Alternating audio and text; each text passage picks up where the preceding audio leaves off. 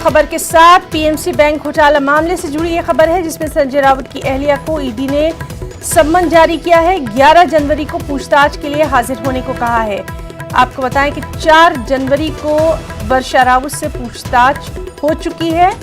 अब फिर संजय राउत की अहलिया को ईडी ने सम्मन जारी किया है और 11 जनवरी को पूछताछ के लिए हाजिर होने को कहा है।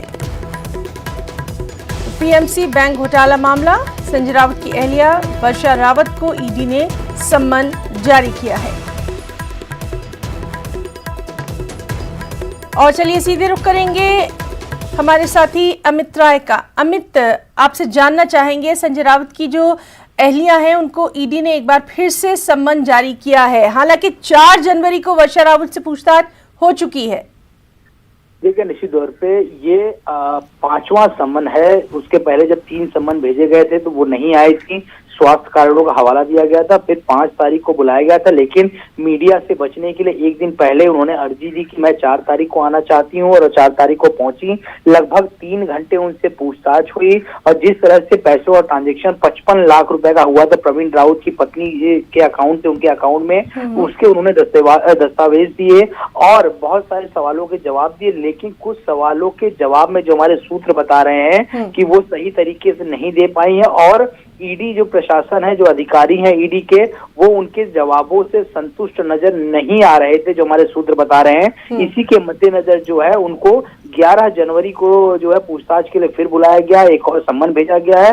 ये पूरा मामला जो है कि प्रवीण राउत की पत्नी के अकाउंट से जो है इनके अकाउंट में 55 लाख रुपए जो है ट्रांजेक्शन किए गए थे, और प्रवीण राउत की जांच पहले से ईडी करे। ईडी ने प्रवीण राउत की शुक्रवार को 72 करोड़ की संपत्ति को कुर्क भी किया था। दरअसल मामला ये था कि आरोप ये है कि प्रवीण राउत नामक व्यक्ति ने कर्ज की आड़ में पीएमसी बैंक से 95 करोड़ रुपए का गबन किया, जिनमें से उन्होंने 1.6 करोड़ रुपए जो है अपनी पत्नी माधुरी राउत को दी, और माधुरी ने 55 लाख रुपए 2 हिस्सों में संजय राउत की पत्नी वर्षा राउत को ट्रांसफर किए। और ये पैसों से जो है अलीबाग में लगभग 10 प्लॉट, जो मुंबई से 150 किलोमीटर की दूरी पे है, वहां पे 10 प्लॉट जो है वहां पे संजय राउत और उनकी पत्नी के नाम पे लिया गया। उसमें इन पैसों का समावेश किया गया। अब ईडी ये जानना चाहती है कि आखिरकार प्रवीण राउत जो पीएमसी बैंक घोटाले का आरोपी है, उसकी पत्नी के अकाउंट से पैसे ट्रांसफर क्यों हुए। इनका ये कहना है कि हमने ये लोन के तौर पे, उधारी के तौर पे लिया था, और ये मामला 10 से 12 साल पहले का है। लेकिन जो जवाब 4 तारीख को इन्होंने दिए ईडी के समक्ष, उससे ईडी संतुष्ट नजर नहीं आ रही है। अमित, अभी तक संजय राउत की जानिब से कोई रिएक्शन? अभी तक संजय राउत ने कोई भी रिएक्शन नहीं दिया है। हालांकि इसके पहले वो साफ तौर पे कह रहे थे कि ये बीजेपी की साजिश नजर आ रही है, लेकिन कानून का हम पालन करते हैं, इसलिए हम ईडी का सहयोग करेंगे। और इसी के मद्देनजर जो है मुझे लग रहा है कि इस पे बयान जल्द आने वाला संजय राउत का भी, क्योंकि ये खबर अभी अभी जो है ईडी के अधिकारियों ने हमें कंफर्म की है। बिल्कुल, तो इस अहम खबर पर लगातार नजर बनी रहेगी। बहुत बहुत शुक्रिया आपका तमाम तर जानकारी के लिए। एक और अहम खबर, महाराष्ट्र कांग्रेस में इन दिनों मुशावरत का दौर चल रहा है। रियासती इकाई के सदर के मुद्दे पर मुशावरत का अमल जारी है। पार्टी उमूर के इंचार्ज HK पाटिल महाराष्ट्र दौरे पर हैं। उन्होंने पृथ्वीराज चौहान और बाला साहब थोराट से मुलाकात की है। जराये के मुताबिक कांग्रेस के अंदर एक गोशे से इस बार रियासती सदर की जिम्मेदारी किसी मराठा लीडर को न देने की आवाज उठ रही है, और ऐसे में ओबीसी समाज के किसी लीडर को ये जिम्मेदारी सौंपी जा सकती है। अभी बाला साहब थोराट महाराष्ट्र कांग्रेस के सदर हैं, उनके पास इसके साथ साथ दीगर उमूर की जिम्मेदारियां भी हैं। और चलिए सीधे रुख करेंगे हमारे नुमाइंदे वसीम अंसारी का। वसीम, आपसे जानना चाहेंगे, जिस तरह से लगातार हम देख रहे हैं कि महाराष्ट्र कांग्रेस में लगातार बैठकों का दौर जारी है, अभी की क्या कुछ इत्तलात? देखिए, कल से लगातार महाराष्ट्र कांग्रेस में घमासान मचा हुआ है। HK पाटिल मुंबई में देर रात उन्होंने बाला साहब थोराट से मुलाकात की, उनसे चर्चा की। बाला साहब थोराट ने ये कहा कि उन्हें इस बार प्रदेश अध्यक्ष के पद पे नहीं रहना है। इसे खास ध्यान रखते हुए ये बैठक काफी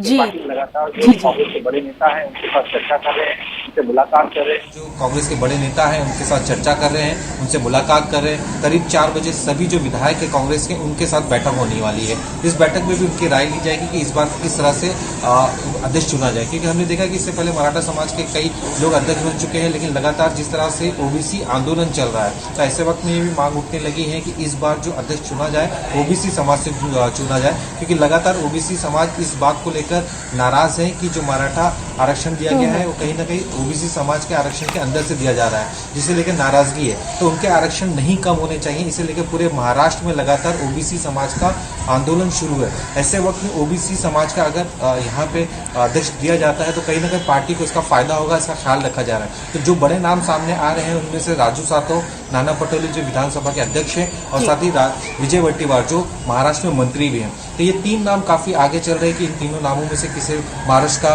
अध्यक्ष बनाया जाएगा। तो बहरहाल नामों पर से पर्दा जो है आज की मीटिंग के बाद उठ जाएगा। बहुत बहुत शुक्रिया वसीम अंसारी तमाम तफसीलात के लिए। और एक और अहम खबर यूपी से आ रही है। यूपी से ये खबर है, अलीगढ़, गोरखपुर, बस्ती और खलीलाबाद में छापेमारी की गई है। उत्तर प्रदेश एटीएस ने मुख्तलिफ मुकामात पर छापेमारी की है। आपको बताएं कि टेरर फंडिंग रोहिंग्या की धरपकड़ के सिलसिले में ये तमाम छापेमारी की गई है।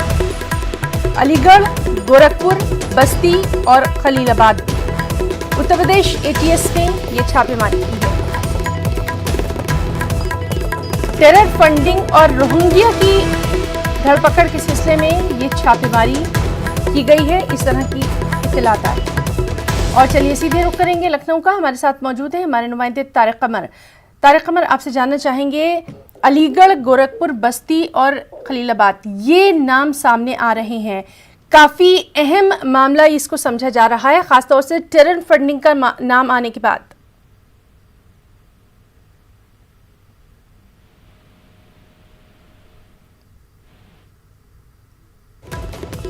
तो हम बात करने की कोशिश कर रहे हैं, हमारे साथ हमारे नुमाइंदे तारिक कमर भी तमाम तर तफसीलात के लिए मौजूद रहेंगे। तब तक हम आपको बताएं कि अलीगढ़, गोरखपुर, बस्ती और खलीलाबाद में छापेमारी की गई है। उत्तर प्रदेश एटीएस ने मुख्तलिफ मुकामात पर ये छापेमारी की है। सबसे अहम बात यह कि टेरर फंडिंग और रोहिंग्या की तलाश के सिलसिले में ये छापेमारी की गई है, ऐसा बताया जा रहा है। तमाम तर तफसीलात पर लगातार नज़र बनी हुई है और इन छापेमारी से वहां पर लगातार देखा जा रहा है कि हड़कंप मच गया है, चाहे वो अलीगढ़ हो, गोरखपुर हो, बस्ती हो या फिर खलीलाबाद, क्योंकि यूपी एटीएस की ये बड़ी कार्रवाई समझी जा रही है। कई अहम खुलासे इस कार्रवाई में हो सकते हैं, क्योंकि टेरर फंडिंग बड़ा मामला है। सीधे रुख करेंगे तारिक का। तारिक, आपसे तफसीलात जानना चाहेंगे, बहुत अहम इस वक्त ये जो उत्तर प्रदेश एटीएस की कार्रवाई है ये चल रही है। हाँ देखिए, कार्रवाई बहुत अहम है और सिर्फ उत्तर प्रदेश में नहीं बल्कि उत्तर प्रदेश एटीएस की जानिब से महाराष्ट्र में भी कई जगहों पर छापे पड़े हैं और जिसमें महाराष्ट्र एटीएस ने भी पूरी मदद की है यूपी एटीएस की। और देखिए, ये मामला कोई नया मतलब बार बार देखते हैं हम कि पिछले गुज़िश्ता 2-3 साल से सामने आता है। 2018 में भी नई मेंशंस के खिलाफ जो छापे पड़े तो उसमें बहुत बड़ी तादाद में कार्रवाई की गई थी बड़े पैमाने पर और 50 लाख से ज्यादा कैश भी बरामद किया था।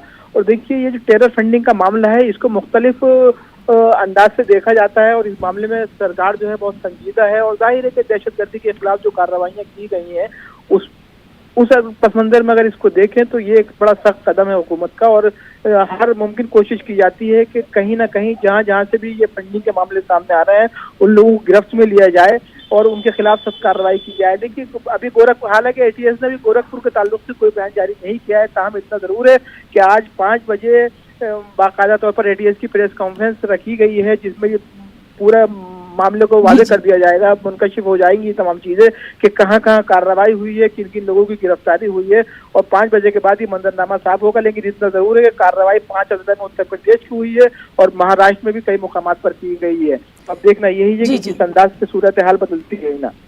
जी तारिक, बहुत बहुत शुक्रिया अदा करना चाहेंगे आपका तमाम तफसीलात के लिए, और लगातार इस अहम खबर के सिलसिले में जो भी अपडेट रहेगा वो हम अपने तमाम नाज़रीन तक पहुंचाते रहेंगे। जिस तरह से तारिक कमर बता रहे थे कि इस सिलसिले में उत्तर प्रदेश ATS जो है ये एक प्रेस कॉन्फ्रेंस भी करने वाली है, उस पर भी लगातार नज़र बनी हुई है।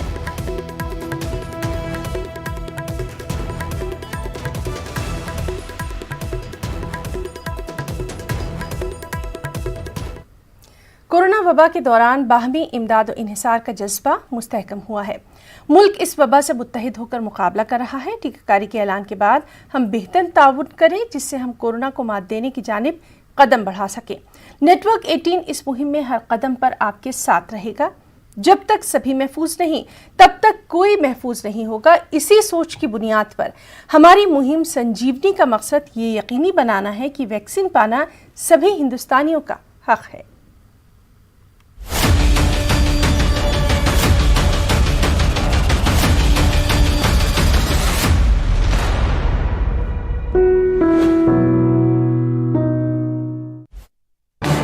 इस न्यूज हेडलाइंस के प्रायोजक पेट सफा आयुर्वेदिक चूर्ण, पेट सफा हर रोग दफा।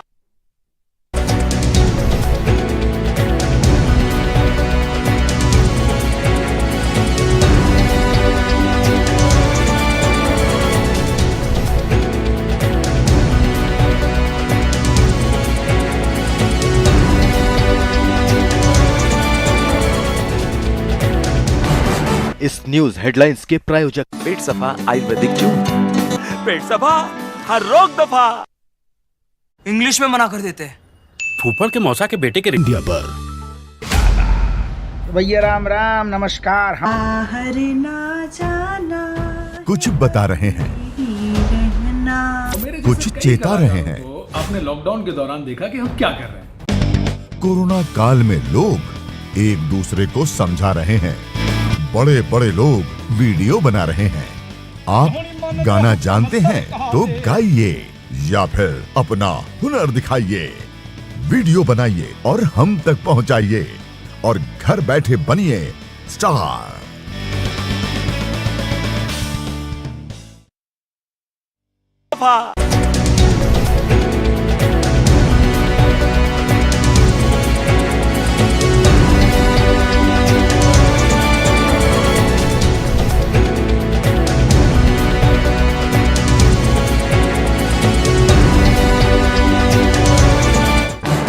इस न्यूज हेडलाइंस के प्रायोजक पेट सफा आयुर्वेदिक चूर्ण, पेट सफा हर रोग दफा।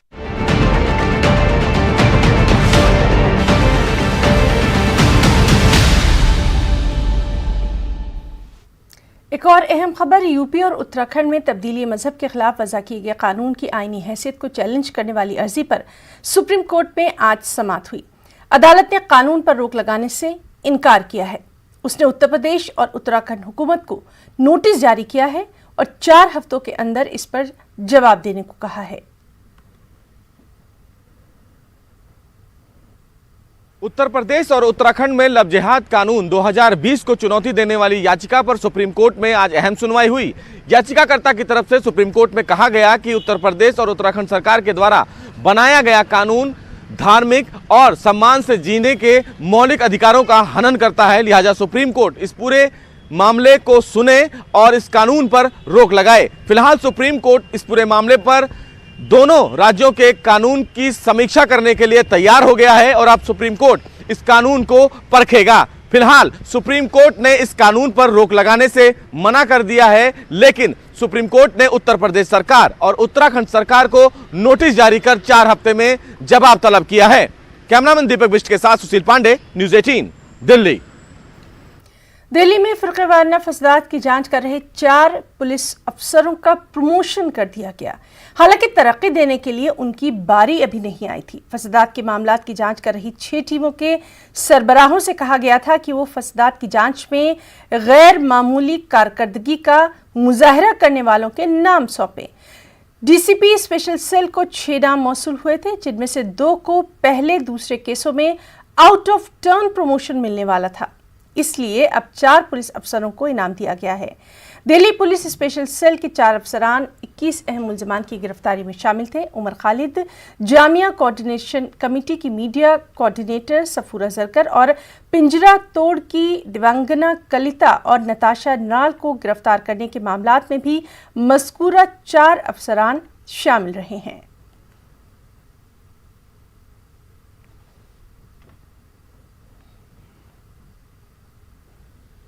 समाज दुश्मन अनासर आंध्र प्रदेश की करनूल की पुरअमन फिजा को परागंदा करने की कोशिश कर रहे हैं। शिद्दत पसंद नौजवान ने एक मुस्लिम शख्स पर जय श्री राम और भारत माता की जय का नारा लगाने पर दबाव डाला। इसकी मज़ाहमत उस मुस्लिम शख्स ने की। मामला तूल पकड़ता देख आसपास के राहगीर वहां जमा हो गए। उन्होंने जबरदस्ती करने वाले जवान को पकड़कर पुलिस के हवाले कर दिया। फोर्ट टाउन पुलिस ने मुकदमा दर्ज कर लिया है। पुलिस के आला ओहदेदारों ने शहर की पुरअमन फिजा की बरकरारी का आवाम से मुतालबा किया है। तो ऑटो नगर के रोड क्रॉस करते समय एक बड़े आदमी जा रहे थे। बड़े आदमी के पीछे उन्होंने ज़बरदस्ती से गुस्से से जय श्री राम वो बोल रहा था। बड़े आदमी पूरा ज़्यादा डर गए थे, तो फौरी में गाड़ी रुका कर उधर गया तो मेरी भी चाबी खा लिया। मुझे भी जय श्री राम वो बोलने तो ऐसा कर हाथ उठा रहा था, चाबी लेकर चल जा रहा था। आप कौन से पुलिस स्टेशन आता देंगे आप कर ऐसा। जब तक बहुत देर तक था, जैसे आदमी जमा हो रहे थे तो चल जा रहा था वहाँ से। उसके बाद क्या अब बाद में उसके बाद हम लोग केस बुक कराने के लिए पुलिस स्टेशन आए, तो पुलिस स्टेशन में बात कर लेते पड़ा था उससे लोगों से, तो उसको पकड़ लिया। उसके बाद उसको अभी अंदर रखे हैं। करनूल में ऑटो नगर के पास जो कम्युनल इशू जो पेश हुआ है, आइकॉन मोटर्स का रामाकृष्णा की तरफ से जय श्री राम बोलो और भारत माता की जय बोलो बोलकर एक बड़े बुजुर्ग मुस्लिम एक आदमी को मैन हैंडलिंग करने के बाद जो issue fort town police station limits में जो हुआ है, और हमारे हाथ में अभी वो लोगों के ऊपर जो एफआईआर हुई वो भी हमारे हाथ को दिए हैं। इनके ऊपर 2 सेक्शंस 153A और 120B ये 2 सेक्शंस लगाकर हमारे को एफआईआर दिए हैं। हम यहाँ के गवर्नमेंट से एक डिमांड करते हैं कि ये जो भी ऐसे कम्युनल इश्यूज आप तक आते हैं, आप फ़ौरन उनको हैंडल कर कड़ी से कड़ी सज़ा देना है। करनूल चूँकि बहुत ज़्यादा यहाँ पर हिंदू मुस्लिम भाईचारे से मिलकर रहते हैं, गंगा जमनी तहजीब से रहते हैं। ये बीजेपी की गंदी सियासत अगर यहाँ पर शुरू होंगी तो हम उनकी ईंट से ईंट बजा देंगे। हम कानून का सहारा लेंगे, हम यहाँ के कॉन्स्टिट्यूशन का सहारा लेकर वो लोगों के ऊपर कड़ी से कड़ी सज़ा दिलाने में हम एड़ी चोटी का जोर लगा देंगे। ज़रूरी क़वानीन पर किसानों के एहतिजाज पर कुछ भी नहीं बदला है। बदला है तो सिर्फ और सिर्फ मौसम का सख्त होता मिजाज। फ़रीक़ैन अपने अपने मौक़िफ़ पर जहाँ थे आज भी वहीं हैं। इस मामले पर हुई समाअत के दौरान सुप्रीम कोर्ट ने तशवीश का इजहार किया। सुप्रीम कोर्ट ने कहा कि सूरत हाल में तब्दीली नहीं आई है। दरअसल ज़रूरी क़वानीन की आईनी हैसियत को चैलेंज करते हुए कुछ वकीलों ने सुप्रीम कोर्ट से रुजू किया था, जिस पर समाअत करते हुए अदालत ने ये तबसरा किया। समाअत के दौरान अटॉर्नी जनरल के वेणुगोपाल और सॉलिसिटर जनरल तुषार मेहता ने अदालत से कहा कि तातुल ख़त्म करने के लिए किसानों से बातचीत का अमल जारी है। उन्होंने इस मसले का हल जल्द से जल्द निकल आने की उम्मीद भी जाहिर की है। कानून से संबंधित एक याचिका पर आज सुप्रीम कोर्ट में सुनवाई हुई। बहरहाल सुप्रीम कोर्ट ने इस याचिका को उन तमाम किसानों और किसान बिल के विरोध में जो याचिकाएं दाखिल की गई थी उसके साथ जोड़ दिया है। लेकिन सुप्रीम कोर्ट में आज इस याचिका पर अहम टिप्पणियां की गई। चीफ जस्टिस की तरफ से सरकार के वकील से यह पूछा गया कि किसान और सरकार के बीच बातचीत का क्या माहौल है। इस पर सरकार की तरफ से अटॉर्नी जनरल ने कहा कि अभी किसानों के साथ बातचीत की जाती है, जिस पर चीफ जस्टिस ने कहा कि हम इस पूरे मामले में सरकार को प्रोत्साहित करते हैं और हम ये चाहते हैं कि इस बातचीत से किसानों की समस्या का हल जल्द से जल्द निकल जाए। हालांकि सुप्रीम कोर्ट ने इस मामले में सुनवाई के दौरान ये कहा कि तमाम किसानों को लेकर जो याचिकाएं सुप्रीम कोर्ट में दाखिल की गई हैं, उन याचिकाओं पर सोमवार को सुप्रीम कोर्ट सुनवाई कर सकता है। लेकिन अगर अटॉर्नी जनरल ये चाहते हैं कि अभी बातचीत का दौर है और सुप्रीम कोर्ट इस मामले की सुनवाई ना करे तो सुनवाई आगे टाली जा सकती है। अब देखना बेहद अहम होगा कि जब सोमवार को इस पूरे मामले में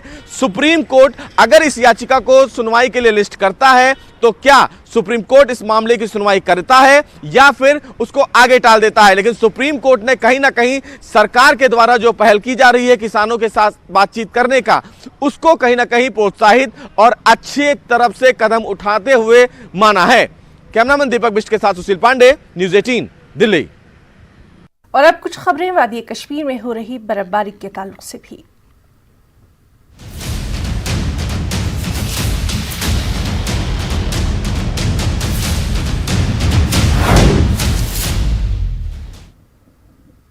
जी हाँ, वादी कश्मीर में बर्फबारी की वजह से मामूलात जिंदगी बुरी तरह दरहम बरहम होकर रह गई है। शहर श्रीनगर समेत मुख्तलिफ इलाकों में आज भी बर्फबारी हुई है। भारी बर्फबारी की वजह से वादी में लोगों को काफ़ी दिक्कतों का सामना है। अक्सर सड़क राब्ते बंद रहने से लोगों को काफ़ी मुश्किलात हैं। श्रीनगर में अगरचे एसएमसी ने बेशतर सड़कों से बर्फ हटाने के दावे किए, ताहम मुख्तलिफ इलाकों में ज़मीनी सूरत हाल इसके बिल्कुल बरक्स नजर आई। शहर में कई सड़कों से बर्फ हटाने का काम बाकी है। 3 रोज़ की बर्फबारी से वादी में लोग तरह तरह के मसाइल का सामना कर रहे हैं। मुख्तलिफ इलाकों में बिजली और पानी की सप्लाई के सिलसिले में लोगों को मुश्किलात दरपेश हैं। कौमी शाहराह पर ट्रैफिक की नकलो हरकत और श्रीनगर हवाई अड्डे से फ़िज़ाई खिदमात भी लगातार मुतासिर ही हैं। लोगों की मांग है कि तमाम तर ज़रूरी सहूलियात की जल्द बहाली को यकीनी बनाया जाए। अंडर आ रहा है, ये म्यूनसिपैलिटी के अंडर है, ये अहमदनगर एरिया। यहाँ पर देखिए सड़कों का क्या हाल है। डीसी साहब कहाँ पर है, वो कहाँ सो रहे हैं इस वक्त। ना कोई गाड़ी आ सकती है ना कोई जा सकती है, इतना बुरा हाल है। पेशेंट्स है घर में, प्रेग्नेंट लेडीज़ है घर पे, किसी को कहीं जाना है, कुछ करना है, कोई क्लियरेंस नहीं, कुछ भी नहीं। ना यहाँ पे एसएमसी के वर्कर्स है, ना यहाँ पे क्लियरेंस हो रही है।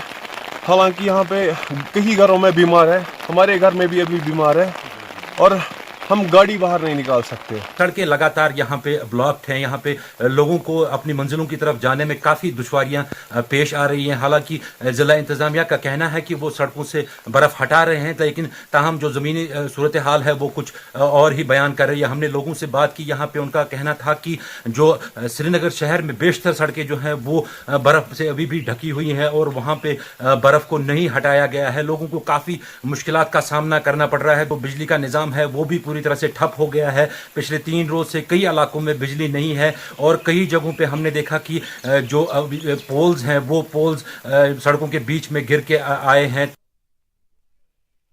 वादी कश्मीर में भारी बर्फबारी की वजह से जहां मामूलात ज़िंदगी बुरी तरह से मुतासिर है, वहीं इससे काफ़ी जानी और माली नुकसान भी हुआ है। वादी के कई मुकामात पर मकानात और दीगर ढांचे मुनहदिम होने की खबरें मिल रही हैं।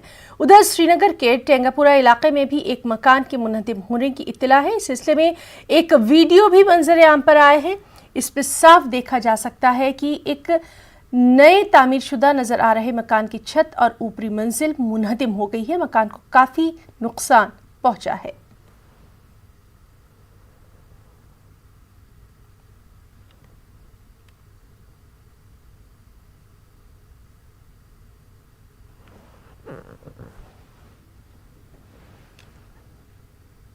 इसी तरह बाबापुरा जोनीमर श्रीनगर में बर्फबारी की वजह से एक मकान मुनहदिम हो गया। कैसर नज़ीर खान के इस मकान को काफ़ी ज़्यादा नुकसान पहुंचा। इस दौरान कोई जानी नुकसान नहीं हुआ। हादसे के बाद पुलिस वहां पहुंची और मुतासिरीन को ज़रूरी मदद फराहम की गई। इस बीच हजरतबल श्रीनगर में बर्फबारी की वजह से एक शेड मुनहदिम हो गया। इसकी जद में आने से सीआरपीएफ के एक सब इंस्पेक्टर की मौत हो गई। इनकी पहचान मगरबी बंगाल के एचसी मुनवर के तौर पर की गई है। ये वाक़या नेशनल कॉन्फ्रेंस के साबिक रुकन असम्बली सैयद मोहम्मद आखून के घर पर पेश आया है।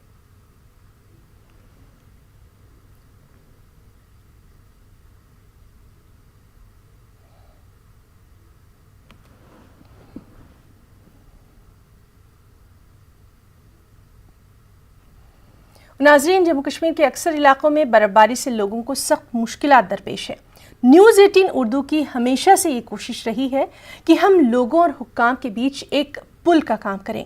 अगर आपके इलाके में बर्फबारी के बाद कोई मुश्किल और मसाइल दरपेश है तो आप न्यूज़ 18 उर्दू को इसके बारे में जानकारी दे सकते हैं। न्यूज़ 18 उर्दू की कोशिश रहेगी कि आपके मसाइल मुताल्लिका हुक्काम के नोटिस में लाए जाएं। न्यूज़ 18 उर्दू ने इस सिलसिले में एक हेल्पलाइन जारी की है।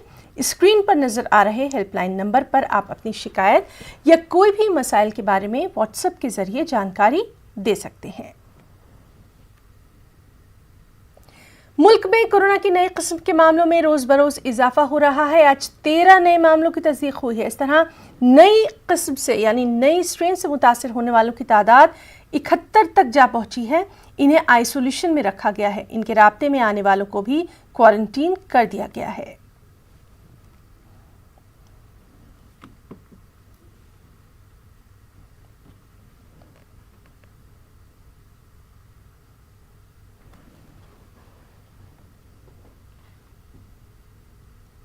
बच्चे अक्सर वो कर गुजरते हैं जो बड़े सोच भी नहीं पाते। इनका दिमाग, इनका जज्बा, इनका हौसला चट्टान सा मजबूत और पहाड़ जितना ऊंचा होता है। इसी हौसले को सलाम करने न्यूज़ 18 लेकर आ रहा है टीवी का एक अनोखा show Byju's young genius. Byju's young genius में देश देखेगा उन बच्चों को जिनकी उम्र भले ही कच्ची हो लेकिन हुनर पक्का है। इनकी उम्र भले ही कम हो लेकिन कद बड़ा है।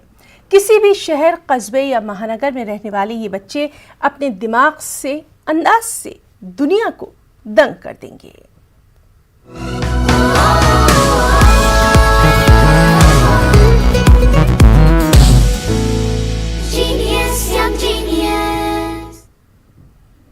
और ये खास प्रोग्राम हम आपको दिखाएंगे 16 जनवरी को, लेकिन इससे पहले आपको मिलाते हैं कमाल के किड्स से। मिलिए चंडीगढ़ के तारा ब्रदर्स से। एक की उम्र 9 जबकि दूसरे की 13 साल है। कोरोना वबा के दौर में वेंटिलेटर से जूझते मरीजों की हालत इनसे देखी नहीं गई और इन्होंने मोबाइल से चलने वाला दुनिया का सबसे सस्ता ऑटोमेटिक रोबोटिक वेंटिलेटर ही बना डाला। विनायक तारा, उम्र 9 साल।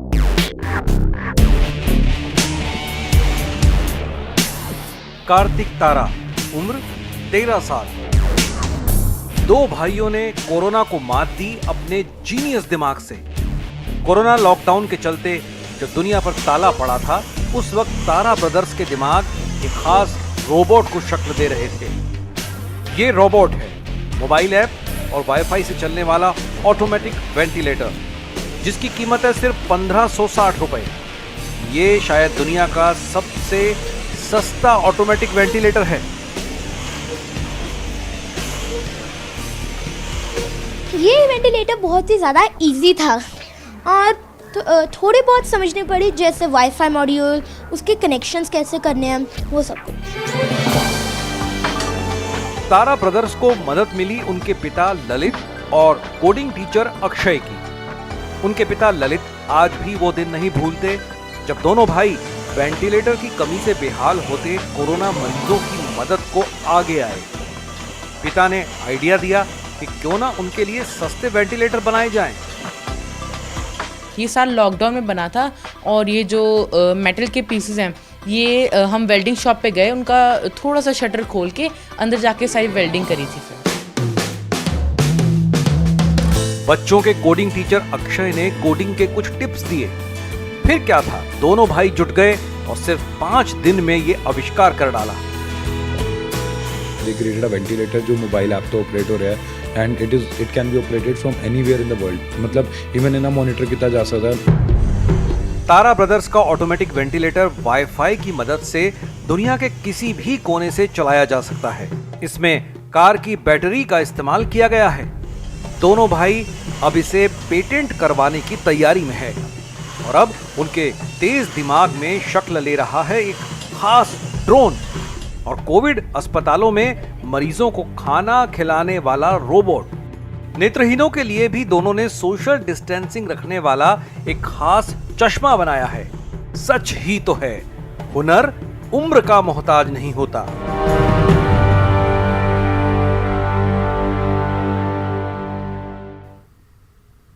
ये किड्स वाकई कमाल के हैं। ऐसे न जाने कितने जीनियस बच्चे हमारे आसपास मौजूद हैं। 16 जनवरी से न्यूज़ 18 लेकर आ रहा है ऐसे अनेक बच्चों का दंग करने वाला जुनून, दिमाग, हौसला और बड़ी हस्तियों के साथ इनकी जुगलबंदी। तो देखिए Byju's young genius news 18 Urdu पर हर शनिचर रात 9 बजे और इतवार दिन के 12 बजे।